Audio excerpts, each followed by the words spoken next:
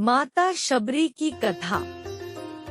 यह बात भगवान राम के जन्म से पहले की है, जब भील आदिवासी कबीले के मुखिया अज के घर बेटी पैदा हुई थी। उसका एक नाम श्रमणा और दूसरा नाम शबरी रखा गया। शबरी की माँ इंदुमती उसे खूब प्यार करती थी। बचपन से ही शबरी पशु पक्षियों की भाषा समझकर उनसे बातें करती और जब शबरी की माँ उसे देखती तो कुछ समझ नहीं पाती थी।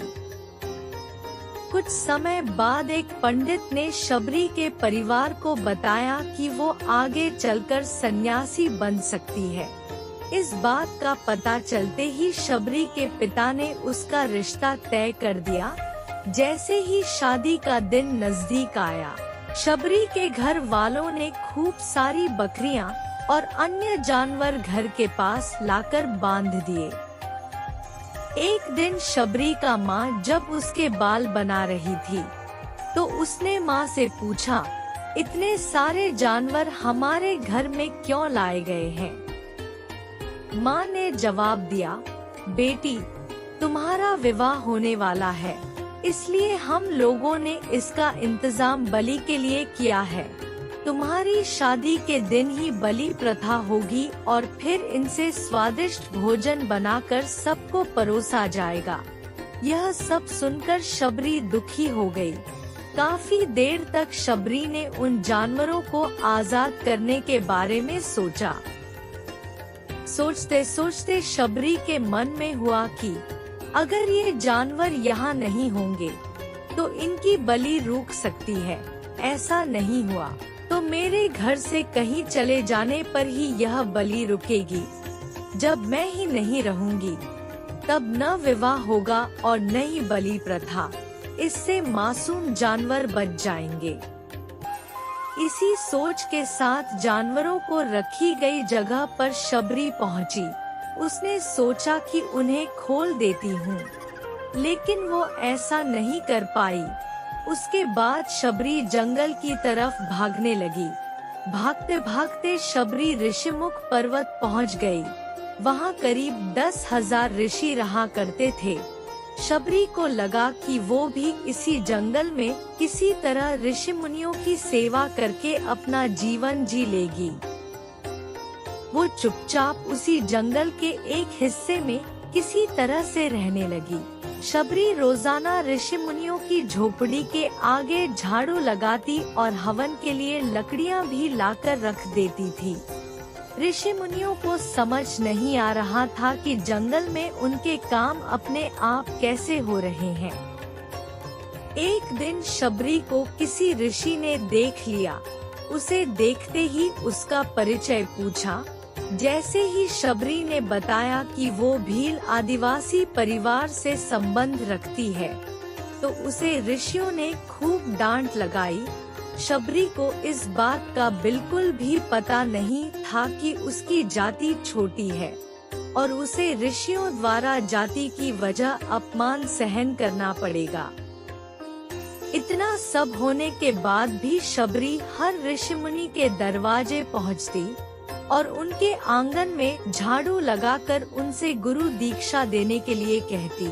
हर कोई शबरी को उसकी जाति की वजह से अपने आश्रम से भगा देता था। ऐसा होते होते काफी समय बीत गया। उसके बाद शबरी मतंग ऋषि की कुटिया में पहुंची। वहां पहुंचकर मतंग ऋषि को शबरी ने बताया कि वो उनसे गुरु दीक्षा लेना चाहती है। उन्होंने खुशी खुशी उसे अपने गुरुकुल में रहने दिया और भगवान से जुड़ा ज्ञान देते रहे। शबरी ने भी अपने गुरु मतंग ऋषि की सेवा करने में कोई कसर नहीं छोड़ी। वो गुरुकुल के भी सारे काम करती थी। शबरी से खुश होकर मतंग ऋषि ने उसे बेटी मान लिया था। समय के साथ मतंग ऋषि का शरीर बूढ़ा हो गया। उन्होंने एक दिन शबरी को अपने पास बुलाया और कहा, बेटी, मैं अपना देह त्यागना चाह रहा हूँ। बहुत साल हो गए इस शरीर में रहते रहते। शबरी ने दुखी मन से कहा, आपके ही सहारे मैं इस जंगल में रह पाई हूँ। आप ही चले जाएंगे तो मैं जीकर क्या करूंगी।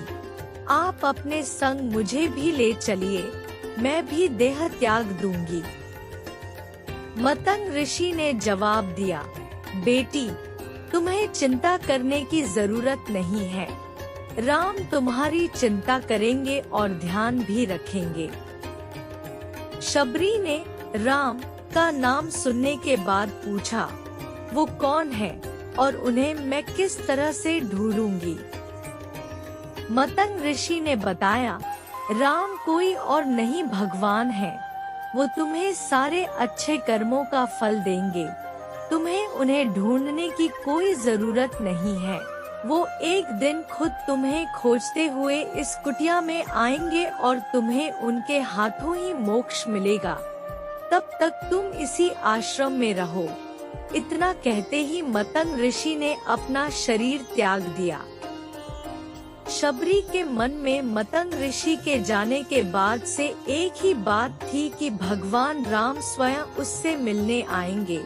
वो रोज भगवान राम से मिलने के लिए बाग से अच्छे अच्छे फूल लाकर पूरा आश्रम सजाती और भगवान के लिए बेर तोड़ कर लाती। भगवान के लिए बेर चुनते हुए शबरी उन्हें चख लेती थी, ताकि भगवान को सिर्फ मीठे बेर ही दे सके।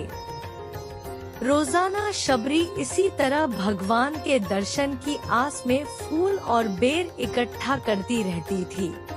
इसी तरह इंतजार में कई साल बीत गए। शबरी का शरीर एकदम वृद्ध हो गया। एक दिन आश्रम के पास के ही तालाब में शबरी पानी लेने के लिए गई। तभी पास के ही एक ऋषि ने उसे अछूत कहते हुए वहां से भागने के लिए कहा और एक पत्थर मार दिया। वो पत्थर जब शबरी को लगा तो उसे चोट लगी और खून बहने लगा। बहते हुए खून की एक बूंद उसी तालाब के पानी में गिर गई। तभी पूरा तालाब का पानी खून में बदल गया। ये सब होता देखकर ऋषि ने शबरी को ही डांटा और कहा कि पापीन, तुम्हारी वजह से पूरा पानी खराब हो गया। रोज ऋषि उस पानी को साफ करने के लिए अपनी कई तरह की विद्याओं का इस्तेमाल करते। कई सारे उपाय करने के बाद भी कुछ नहीं हुआ। फिर उन्होंने गंगा जैसी कई पवित्र नदियों का जल भी उस तालाब में डाला, फिर भी तालाब का पानी साफ नहीं हो पाया और वो खून जैसा ही रहा। कई सालों तक तालाब के पानी को साफ करने की कोशिश के बाद भी कुछ काम नहीं आया, तो ऋषि ने थककर सब कुछ छोड़ दिया। इस घटना के कई सालों के बाद भगवान राम अपनी पत्नी सीता के हरण के बाद उन्हें ढूंढते हुए उसी तालाब के पास पहुँचे।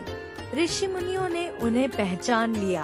भगवान को वहां देखकर ऋषियों ने तालाब का पानी साफ करने के लिए भगवान को अपने पैर उसमें डालने के लिए कहा, लेकिन पानी जैसे का तैसा ही था। ऋषि मुनियों ने भगवान से भी कई अन्य जतन करवाए, लेकिन वो पानी जस का तस खून जैसा ही रहा। तब भगवान ने ऋषियों से पानी के रक्त में बदलने की कहानी पूछी। तब ऋषि ने शबरी को पत्थर मारने वाली सारी बात बता दी। उसके बाद कहा कि वो महिला ही अपवित्र है, छोटी जाति की है, इसलिए ये सब हुआ है। उसी वक्त भगवान राम ने कहा, ये सब आप लोगों के खराब वचनों के कारण हुआ है। शबरी को इस तरह के शब्द बोलकर आप लोगों ने उसे नहीं, बल्कि मेरे दिल को घायल किया है। इसी घायल दिल के रक्त का प्रतीक यह तालाब का लाल पानी है। आगे भगवान राम बोले, कहाँ है वो माई, मैं उनसे मिलना चाहता हूँ।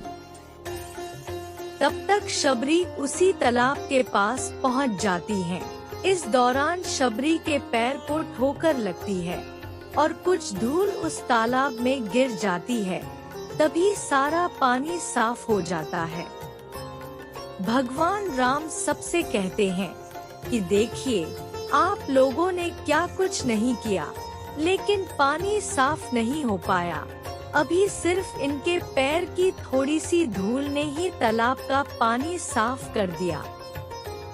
भगवान राम को शबरी पहचान चुकी थी। उन्हें प्रणाम करके शबरी ने कहा, भगवान आप मेरे साथ कुटिया में चलिए। भगवान भी खुशी खुशी शबरी के साथ चल पड़े। फूलों से शबरी ने भगवान राम का स्वागत किया। वो सीधे बेर तोड़ने के लिए बाग गई और चक-चक कर उनके लिए बेर लेकर आई। उन्होंने बड़े ही प्यार से भगवान राम और उनके भाई लक्ष्मण को बेर दिए। भगवान राम ने भी उतने ही प्यार से उन बेर को खाना शुरू किया। तभी बेर देखकर मुंह बनाते हुए लक्ष्मण ने कहा, भैया ये बेर जूठे हैं, इन्हें आप कैसे खा सकते हैं? भगवान ने जवाब दिया, लक्ष्मण ये जूठे नहीं बल्कि बहुत मीठे हैं। शबरी माई हम सबके लिए ये बहुत प्यार से तोड़ कर लाई हैं। इतना कहकर भगवान राम प्यार से उन बेर को खाने लगे। भगवान ने जाते हुए शबरी माई से कहा, आप मुझसे जो चाहे वो मांग सकती हैं। शबरी ने उन्हें कहा, मतंग ऋषि के कहने पर मैं आज तक सिर्फ आपके दर्शन करने के लिए जी रही थी। अब आप मुझे मोक्ष प्रदान कीजिए। मैं अपना शरीर आपके सामने ही त्यागूंगी। उसी वक्त शबरी ने अपना शरीर त्याग दिया। भगवान राम ने अपने हाथों से उनका अंतिम संस्कार किया और सीता माँ की खोज में आगे बढ़ गए। इस तरह से ऋषि मतंग की बात सच साबित हुई और शबरी को भगवान राम के दर्शन भी हुए। तभी से भगवान राम को शबरी के राम भी कहा जाने लगा। सच्ची श्रद्धा हो तो भगवान के दर्शन जरूर होते हैं। जय श्री राम।